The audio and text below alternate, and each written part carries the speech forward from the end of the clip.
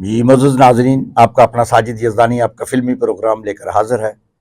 हम गुज़िश्ता कई हफ़्तों से, कई दिनों से हम फ़िल्म साज़ों के, हिदायतकारों के तारुफ़ पेश करते हैं, उनका आपसे तारुफ़ करवाते हैं, उनका माज़ी हाल, मुस्तक़बिल के बारे में बताते हैं। आज हम जिस फ़नकारा का ज़िक्र कर रहे हैं, वो है हिदायतकारा संगीता बेगम। संगीता पाकिस्तान की ही नहीं, मैं समझता हूँ कि दुनिया में सबसे ज़्यादा फ़िल्मों की डायरेक्शन करने वाली खातून डायरेक्टर हैं। पाकिस्तान के अलावा भी दुनिया में कहीं इतनी बड़ी तादाद में फ़िल्में किसी खातून डायरेक्टर ने डायरेक्ट नहीं की। हालाँकि हमारे हमसाया मुल्क भारत में भी बेपनाह फ़िल्में बनती हैं सालाना, उसके बावजूद भी कोई उससे आगे नहीं निकल सका। तो संगीता आज भी मुतहर्रिक और फ़ाल हैं और बहुत अच्छा काम कर रही हैं। कल की तरह वो आज भी, हालाँकि वो इस अपनी उम्र के इस हिस्से में हैं कि अब उन्हें आराम की ज़रूरत है। वो बीमार भी हैं, लाचार भी हैं, वो इलाज कराने के लिए बाहर भी जाती हैं, लेकिन वो अपनी हिम्मत नहीं हारती, वो लगी हुई हैं, अपनी धुन में मगन है। आजकल चूँकि फ़िल्म साज़ी की रफ़्तार कमज़ोर है, तो वो टीवी ड्रामों की तरफ, जैसे बुल्ले शाह एक ड्रामा बना रही हैं, इसी तरह हमराव जान अदा पर भी वो एक सीरियल बना रही हैं, इंटरनेशनल और आलमी मेयार के मुताबिक, ताकि उसे अच्छे टेलीविज़न पर और बाहर के सिनेप्लेक्स और उस पे पेश किया जा सके। तो मैं समझता हूँ कि संगीता पाकिस्तान की बेहद बहादुर खातून हिदायतकारा है। इस हालाँकि उनका जो आगाज़ है वो अदाकारा की हैसियत से है। हालाँकि उन्होंने कमसिनी की हालत में, यानी अभी वो 15-16 साल की होंगी, तो उन्हें फ़िल्मों में काम करने का मौका मिल गया। उन्हें हिदायतकार रहमान, जो बांग्लादेश में जो बांग्लादेशी थे, वो चूँकि उस ज़माने में मशरक़ी पाकिस्तान था, तो इस लिहाज से हम कह सकते हैं वो पाकिस्तान की ऐसी सबसे कम उम्र हीरोइन थी, जिन्हें हिदायतकार रहमान ने अपनी फ़िल्म कंगन में हीरोइन रखा। और उस ज़माने में उसकी खूब तरबियत की गई, उनको ढाका बुलाया गया, वहाँ इस फ़िल्म की फ़िल्मबंदी हुई, रहमान उसमें हीरो थे और संगीता ने उस उम्र में ही अदाकारी के जौहर दिखाए। वो कि फ़िल्म बॉक्स ऑफिस पर इतनी कामयाब नहीं हो सकी, चूँकि उसका आप जो उम्रों का बहुत तज़ाद था, रहमान साहब ओवर एज थे, संगीता बहुत छोटी थी। फ़िल्म तो बन गई और संगीता की पहचान भी हो गई और उन्हें बाद में रोल भी मिले, जैसे बहार हो, फूल बरसाओ और कई फ़िल्मों में छोटे-छोटे रोल भी मिलने लगे। लेकिन उनकी हकीकी पहचान जो है वो रियाज़ शाहिद मरहूम की फ़िल्म जो थी ये अमन, अमन के नाम से बन रही थी, कश्मीर पे मसले पे थी, तो सेंसर की ज़द में आ गई, तो उसका नाम बदल कर ये अमन रख दिया गया। इस तरह संगीता ने जिस फ़िल्म से डेब्यू किया, जिस फ़िल्म से वो आगे आईं, जिससे वो उनकी पहचान हुई, वो रियाज़ शाहिद की ये अमन थी, जिसमें उन्होंने बहुत अच्छी अदाकारी की।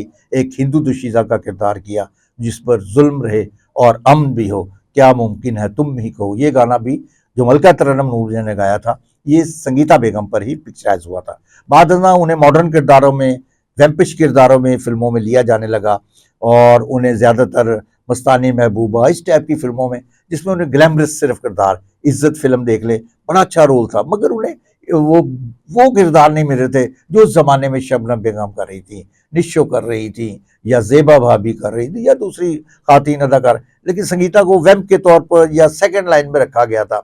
उन्होंने बड़ी कोशिश की आगे आने की, मगर संगीता को वो काम नहीं मिला जिसकी वो मुंतज़िर थी।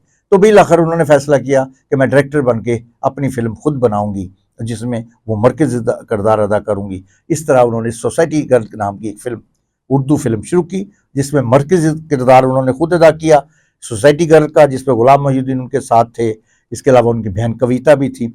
इस फ़िल्म की डायरेक्शन से और इस फ़िल्म की कामयाबी से उन्होंने एक नए महाज़ पर कदम रखा और कामयाबी से हमकिनार हुई। उसके बाद उन्होंने इश्क इश्क बहुत सी फ़िल्में बनाई। आज तक आप देख लें कि उनकी फ़िल्में, पंजाबी फ़िल्में बाद में शुरू हुई। उर्दू का ज़माना तो उस ज़माने में उन्होंने मोहब्बत और महंगाई फ़िल्म उनकी प्रोडक्शन की थी, उनको इकबाल रिज़वी ने डायरेक्ट किया था, मगर उस फ़िल्म में भी मरकज़ी किरदार संगीता बेगम ने अदा किया। लेकिन मुट्ठी भर चावल एक ऐसी आर्ट फ़िल्म थी, जिसे पूरी दुनिया में पसंद किया गया। राजिंदर सिंह बेदी के अफ़साने से माखूज़ थी ये फ़िल्म, और उसको संगीता बेगम ने इस खूबसूरती से फ़िल्मबंद किया कि आज भी दुनिया उसकी मिसाल देती है कि संगीता बेगम अगर उसके बाद भी कोई फ़िल्म ना बनाती, तो मेरे लिए, अब मैं समझता हूँ कि ये उनकी क्रेडिट के लिए एक ही फ़िल्म काफ़ी थी, मुट्ठी भर चावल, जो एक आर्ट फ़िल्म थी। उस पर बाद अज़ां इंडिया ने भी तवाज़ुमाई की, उन्होंने भी फ़िल्म इसी मौजू पर फ़िल्म बनाई, इसी कहानी को लेकर फ़िल्म बनाई, मगर उनसे भी वो फ़िल्म ना बन सकी।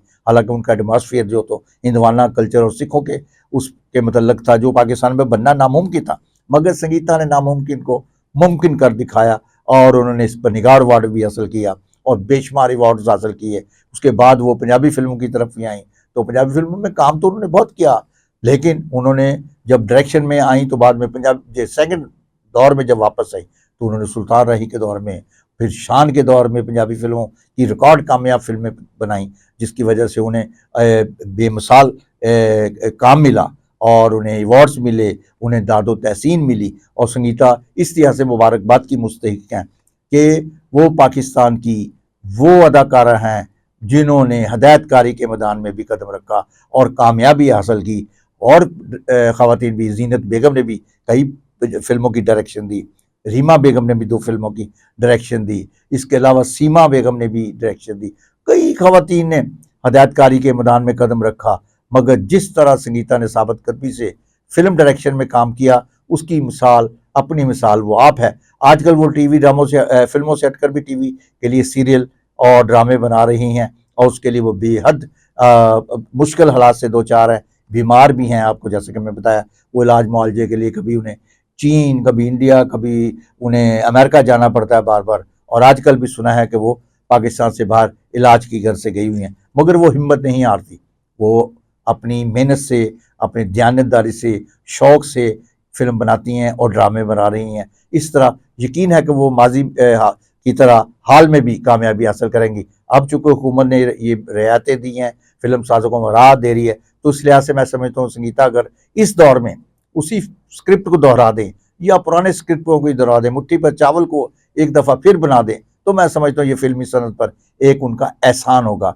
चूँकि वो एक मिसाली फिल्म थी और एक अरसा हो गया, उसे 40 साल हो गए होंगे इस फिल्म को बने हुए। तो मैं समझता हूँ कि ये 40-50 साल के बाद वो जब फिर तारीख को दोहराएंगी तो उन्हें कामयाबी मिलेगी। और आज भी वो बड़े ड्रामे बना रही हैं, मगर बड़ी स्क्रीन की अपनी ही बात है, बड़ी स्क्रीन का अपना ही एक लुत्फ़ है। चूँकि वो बड़ी स्क्रीन की अदाकारा है, बड़ी स्क्रीन की डायरेक्टर है, तो उनका असल काम तो निखर कर बड़ी स्क्रीन पर ही आएगा। तो मैं समझता हूँ संगीता से काम लेना चाहिए, उनकी सलाहियतों से इस्तिफ़ादा हासिल करना चाहिए। अल्लाह ताला उन्हें सेहत दे और कामयाबियाँ उन्हें उनके कदम चूमती रहें। शुक्रिया।